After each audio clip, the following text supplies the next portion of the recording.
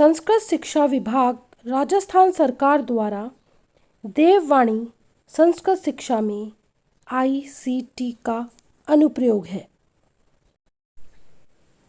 नमस्कार, मैं जीतू सिंह गौड़, वरिष्ठ अध्यापक विज्ञान, राजकीय प्रवेशिका संस्कृत विद्यालय महेशपुरा दूदू जयपुर से।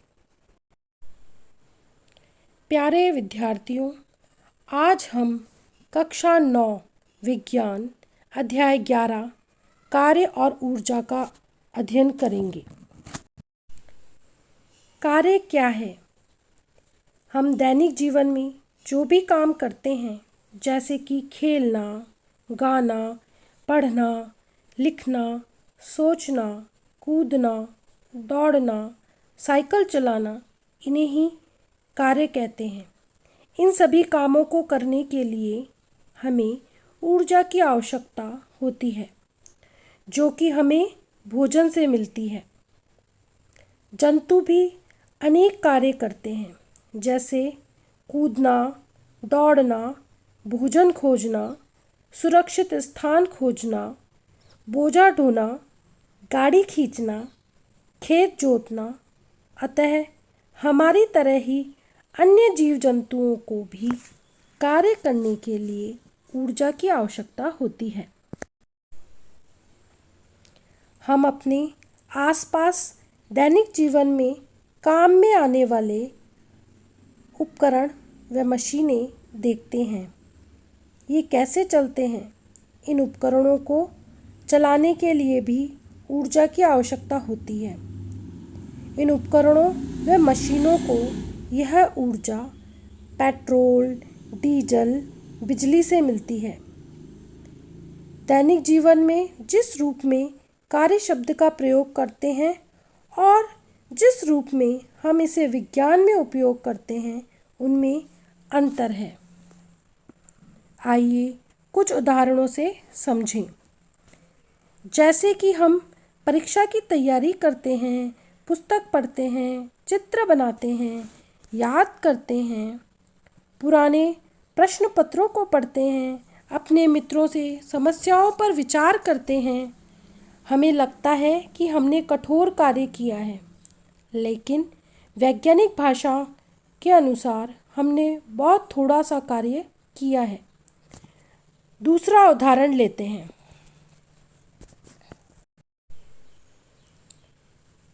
आप अपने कमरे की दीवार को धक्का देकर खिसकाने की कोशिश करो। अपनी सारी ऊर्जा लगाने के बाद भी आप दीवार को हिला नहीं सके, जबकि आप पूर्ण रूप से थक गए। वैज्ञानिक भाषा में आपने कोई कार्य नहीं किया। एक अन्य उदाहरण लेते हैं। आप अपना बस्ता सिर पर रखकर कुछ मिनट बिना हिले डुले खड़े रहो। थोड़ी देर में ही आप थक जाओगे, लेकिन फिर भी आपने कोई काम नहीं किया। अब मन में प्रश्न आता है कि आखिर काम किसे कहते हैं? आइए इसे समझते हैं। अपनी टेबल को धकेलो, टेबल खिसक जाएगी, यानी टेबल अपनी जगह से खिसककर अन्य जगह पर चली गई। यानी जब हम टेबल को धक्का देते हैं, यानी हमने बल लगाया, वह टेबल अपनी स्थिति से आगे खिसक गई, यानी विस्थापन हुआ। अब हम कह सकते हैं कि कार्य हुआ है। जब हम एक वस्तु को ऊपर उठाते हैं तो कार्य हुआ है। यानी कार्य करने के लिए दो दशाओं का होना आवश्यक है।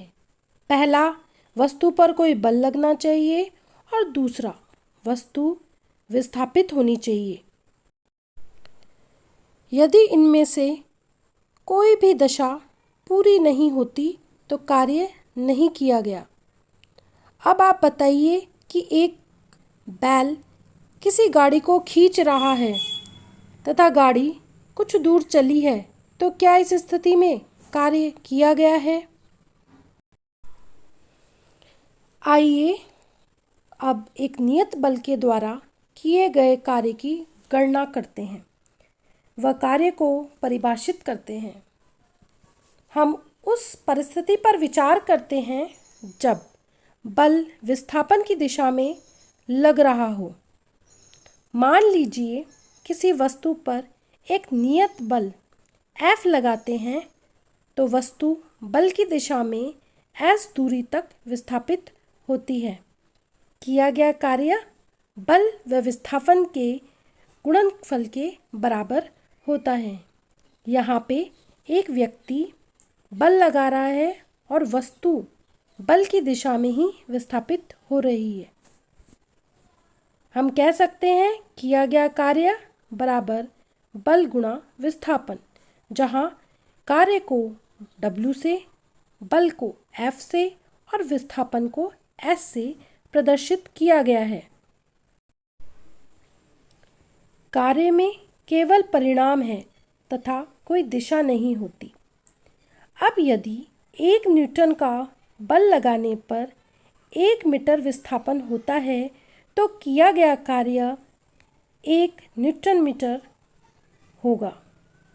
1 न्यूटन मीटर 1 जूल के बराबर होता है, यानी बल का मात्रक जूल या न्यूटन मीटर होता है। हम कह सकते हैं कि 1 जूल किसी वस्तु पर किए गए कार्य की वह मात्रा है जब 1 न्यूटन का बल वस्तु को बल की क्रिया रेखा की दिशा में 1 मीटर विस्थापित कर दे। यदि वस्तु पर लगने वाला बल 0 हो तो कार्य क्या होगा, यानी F बराबर 0 हो तो W क्या होगा? 0 को S से गुना करने पर W भी 0 होगा, यानी कार्य भी 0 होगा। यदि वस्तु का विस्थापन 0 हो तो कार्य क्या होगा, यानी S बराबर 0 हो तो F गुणा 0 बराबर 0, यानी यहाँ पर भी कार्य 0 होगा। यानी वस्तु पर लगने वाला बल 0 हो तो कार्य भी 0 होगा, और यदि वस्तु का विस्थापन 0 हो तो कार्य भी 0 होगा।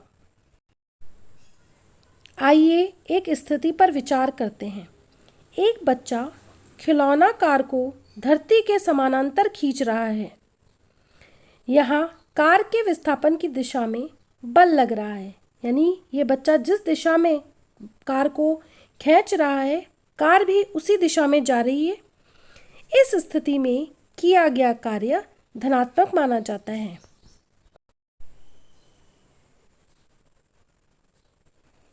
अब एक अन्य उदाहरण लेते हैं।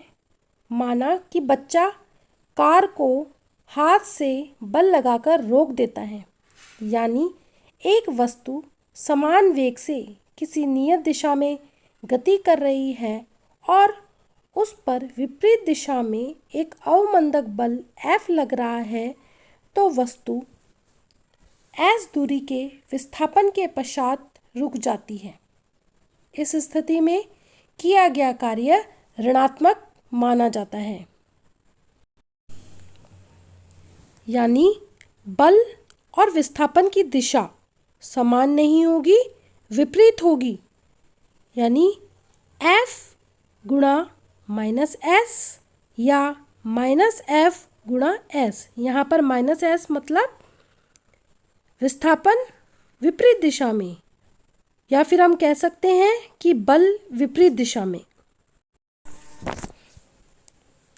अब हम समझ चुके हैं कि जब बल विस्थापन की दिशा के विपरीत दिशा में लगता है तो किया गया कार्य ऋणात्मक होता है, यानी जब बच्चा गाड़ी को रोकता है बल लगाकर तो कार्य ऋणात्मक होगा।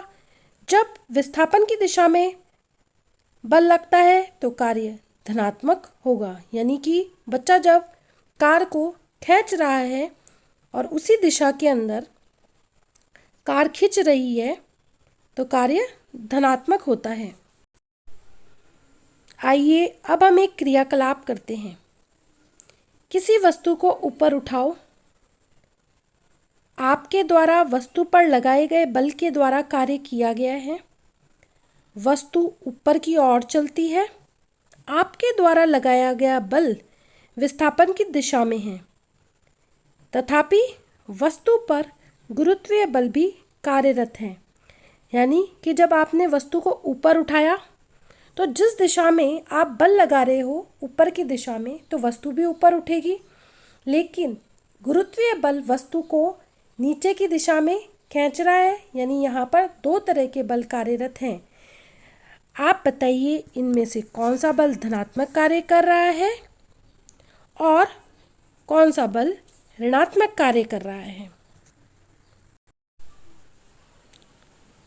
यहाँ पर चूंकि हम वस्तु को ऊपर उठा रहे हैं तो बल वस्तु भी ऊपर उठ रही है, बल की दिशा में ही वस्तु भी ऊपर उठ रही है। यानी यहाँ पर कार्य धनात्मक होगा।